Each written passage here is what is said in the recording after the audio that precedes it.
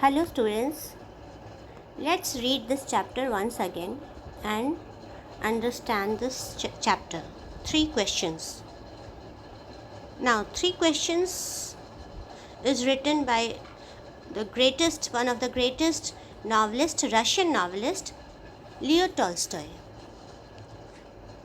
Now we will read this chapter, 3 questions, and understand it. And this time I think I'll explain it in both Hindi and English.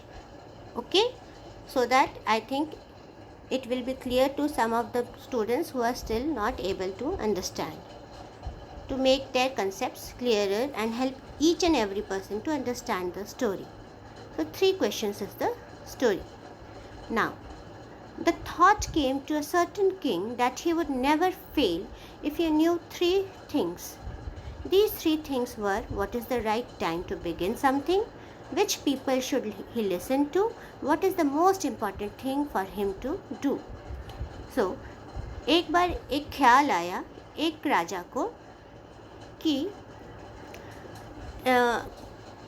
कभी भी नहीं हारने के लिए, to never fail, वो राजा कभी नहीं हारेगा अगर उनसे 3 सवाल के जवाब मिल जाए. और वो 3 चीज़ें क्या थी? पहली थी कि what is the right time to begin something, वो कौन सा सही समय है जब हमें कोई भी नई चीज़ शुरू करनी चाहिए. दूसरा, which people should he listen to, किन लोगों की बात को उस राजा को सुनना चाहिए. फिर, what is the most important thing for him to do, which work, कौन सा काम सबसे ज़्यादा ज़रूरी है.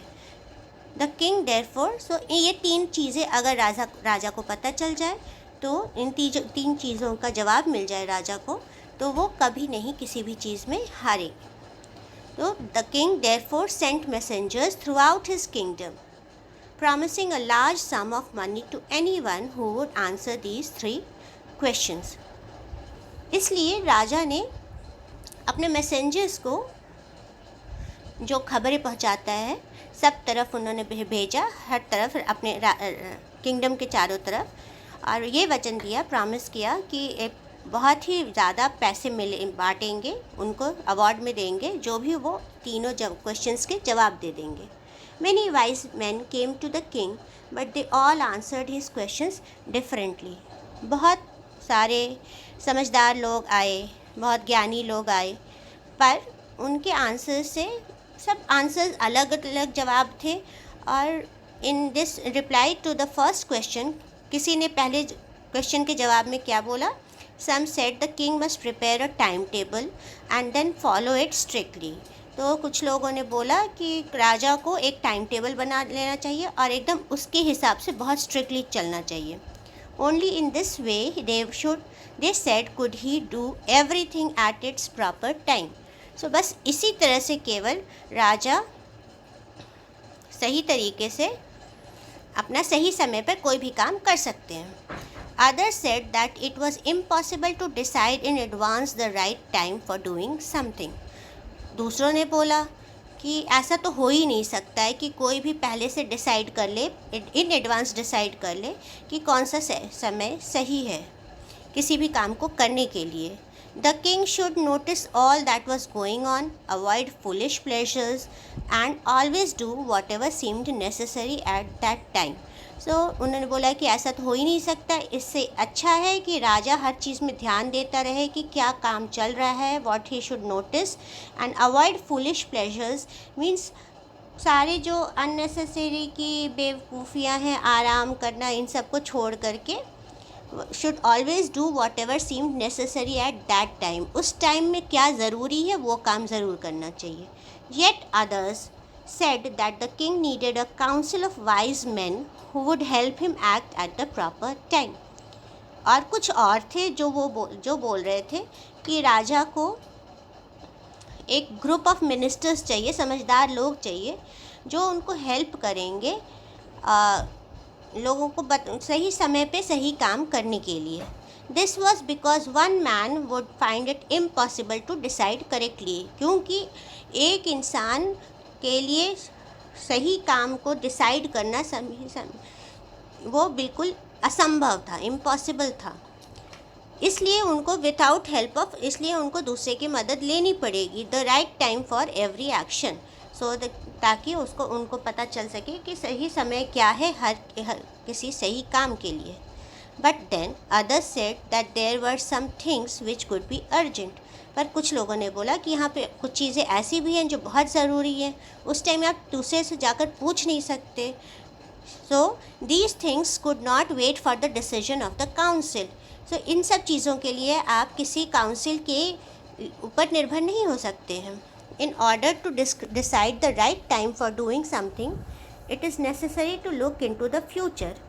सो ये है कि आपको कुछ ही चीज़ की जानकारी लेने के लिए और ये डिसाइड करने के लिए, ये फ़ैसला लेने के लिए, डिसाइड करना मीन्स फ़ैसला लेना, तो फ़ैसला लेने के लिए कि कौन सा सही समय है सही चीज़ करने के, कोई भी काम करने के लिए, तो इसके लिए क्या ध्यान देना, हमें अपने फ्यूचर के बारे में जानना होगा, तो भविष्य के बारे में जानना होगा। और ये कौन बता सकता है? And only magicians could do that, ये केवल एक जादूगर ही बता सकता है।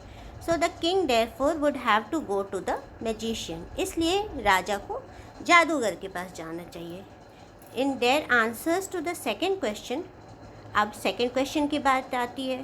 So some said that the people most necessary to the king were the counsellors, others said priest, सब कुछ लोगों ने बोला कि सबसे ज़रूरी इंसान कौन है, वो है उसके ministers, member of group of ministers. Others ने बोला, दूसरों ने बोला प्रीस्ट, पंडित, और a few others chose the doctors, कुछ दूसरों ने चुना किसको? डॉक्टर्स को। And yet others said that his soldiers were the most necessary, और कुछ दूसरे ज्ञानी लोगों ने क्या बताया कि सोल्जर्स, उनके सिपाही ज़्यादा ज़रूरी लोग हैं।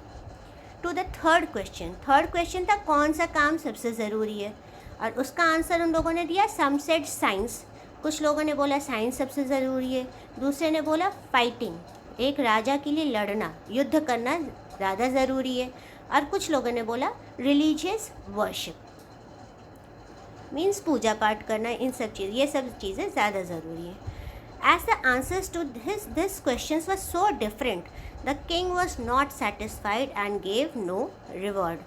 अब ऐसा था कि ये सारे जवाब बहुत ही अलग अलग तरह के थे और राजा इससे बिल्कुल संतुष्ट नहीं था, सेटिस्फाइड नहीं था, एंड सो कोई भी अवार्ड नहीं दिया, कोई भी प्राइज़ नहीं दिया। Instead he decided to seek the advice of a certain hermit who was widely known for his wisdom.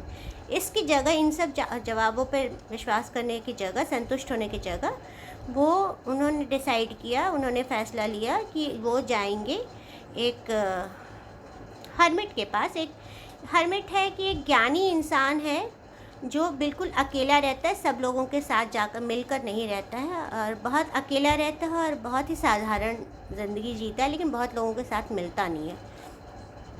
और वो जो हर्मिट थे वो बहुत ही ज्ञानी थे, उनको हर कोई जानता था उनके ज्ञान के लिए, उनकी समझदारी के लिए। तो राजा ने उन्हीं के पास जा कर के एडवाइस लेना चाहा, उनसे सुझाव लेने का प्लान किया, डिसीजन लिया। The hermit lived in a would which he never left. Hermit ऐसे थे जो वो कभी भी बाहर, वो एक छोटे से वुड में रहते थे, दैट इज़ वो एक छोटे से फॉरेस्ट में रहते थे, और उसमें वो बाहर कभी नहीं जाते थे। वो he saw no one but simple people, वो किसी से नहीं मिलते थे, बस साधारण लोगों से मिलते थे। और इसलिए and so the king put on ordinary clothes, और इसी के लिए वो राजा को भी राजा का ड्रेस छोड़कर, राजा का वस्त्र छोड़कर ऑर्डिनरी साधारण लोगों के कपड़े पहनने पड़े, क्योंकि वो सिर्फ साधारण लोगों से मिलते थे। तो before he reach the hermit's hut the king left his horse with his bodyguard and went on alone. So hermit के झोपड़ी हट के पास जाने से पहले राजा को अपने घोड़े को वहीं छोड़ना पड़ा अपने बॉडीगार्ड के साथ, और वो खुद अकेले वहाँ पे गए, क्योंकि अगर घोड़े और बॉडीगार्ड के साथ जाएंगे तो समझ में आ ही जाएगा कि ये कोई साधारण इंसान नहीं है। As the king came near the hermit's hut, he saw the hermit digging the ground in front of his hut. He greeted the king and continued digging. The hermit was old and weak, and as he worked, he breathed heavily. So, as the king came near the hermit's hut, जैसे राजा जब वो hermit के पास, घर झोपड़ी के पास पहुँचे, तो उन्होंने देखा कि वो हर्मिट हैं जो इंसान, वो मिट्टी खोद रहे थे ज़मीन की अपने झोपड़ी के सामने, in front of his hut. He greeted the king and continued, राजा से मिले और ग्रीट किया राजा को, और उसके बाद फिर से अपने काम में लग गए। कंटिन्यूड डिगिंग, फिर से खुदाई करने में लग गए। The hermit was old and weak, hermit वो बहुत ओल्ड, बूढ़े थे और कमज़ोर थे। And as he worked he breathe heavily, और जैसे जैसे वो काम कर रहे थे वो काफ़ी लंबी सांसें ले रहे थे, क्योंकि थक गए हों, बूढ़े थे और कमज़ोर थे तो थक गए थे, गहरी सांस ले रहे थे। Breathe heavily. The king went up to the hermit and said, I have come to you wise hermit to ask you to answer 3 questions.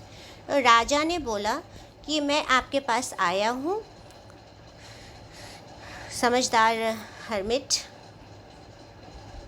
आपसे अपने 3 सवालों के जवाब लेने आया हूँ। How can I learn to, और ये 3 सवाल उन्होंने बता दिए। How can I learn to do right thing at the right time, मैं कैसे सीख जाऊँ सही समय पर सही काम करना। Who are the people I need most, मैं किन लोगों के, मेरे लिए कौन से लोग ज़्यादा ज़रूरी हैं, ज़्यादा महत्वपूर्ण है। And what affairs are the most important, और कौन से काम, कौन सा मैटर, कौन सा टॉपिक मेरे लिए ज़्यादा ज़रूरी है, most important. The hermit listen to the king but did not speak, hermit, राजा ने सुना राजा की बात को पर कुछ बोले नहीं। ही वेंट ऑन डिगिंग, अपना वो काम करते रहे खुदाई की। You are tired said the king, let me take the spade and work in your place. राजा ने बोला आप थक गए होंगे, लाइए, let me take the spade, लाइए वो स्पेड मीन्स जो इससे खुदाई करते हैं, एंड वो खुरपी दे दीजिए, और एंड वर्क इन योर, और मैं आपकी जगह पे काम करूँगा। थैंक्स सेड द हर्मिट, धन्यवाद बोलकर हर्मिट ने giving the king his spade, अपना स्पेड उनको दे दिया। Then he sat down on the ground, और उसके बाद वो हर्मिट ज़मीन पर बैठ गए। When the king had dug 2 beds, he stopped and repeated his questions. जब राजा ने 2 क्यारियाँ बना ली, पौधों की क्यारियाँ, तब रुक गए और फिर से क्वेश्चन को पूछा। Repeated the question again.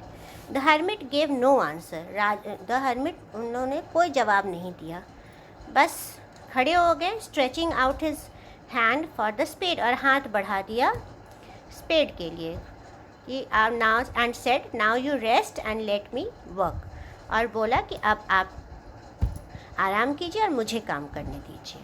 But the king did not give the spade and continued to dig, पर किंग ने, राजा ने नहीं दिया, और वो खुद ही स्पेड नहीं दिया, और खुद से कंटिन्यूसली लगातार वो डिगिंग करते रहे, खुदाई करते रहे। 1 hour passed, then another, 1 घंटा पास हो गया, बीत गया, फिर दूसरा भी घंटा बीत गया।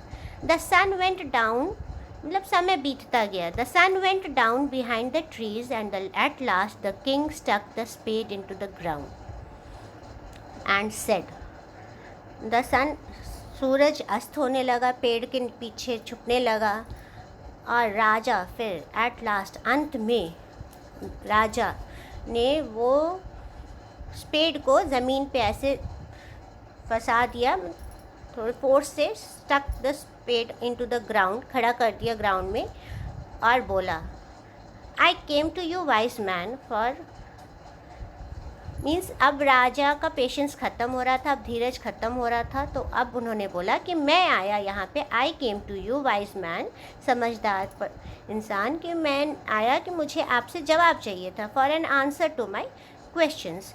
If you can give me no answer tell me so and I will return home, अगर आप मुझे आंसर नहीं दे सकते तो साफ साफ बोल दीजिए, tell me so and I will, मैं वापस लौट जाऊँगा घर। तो उस इंसान ने कुछ नहीं बताया, हर्मिट ने, और बोला जवाब देने की जगह क्या बताया, ये देखो, हियर कम समवन रनिंग, ये देखो कौन दौड़ता हुआ आ रहा है, यहाँ देखो कोई दौड़ता हुआ आ रहा है, said the hermit. Okay, so I hope यहाँ तक की स्टोरी आपको समझ में आ गई होगी। एक बार आप फिर से रीडिंग कर लीजिएगा तो आपको खुद से सवाल जवाब सारे सवालों के जवाब मिल जाएंगे।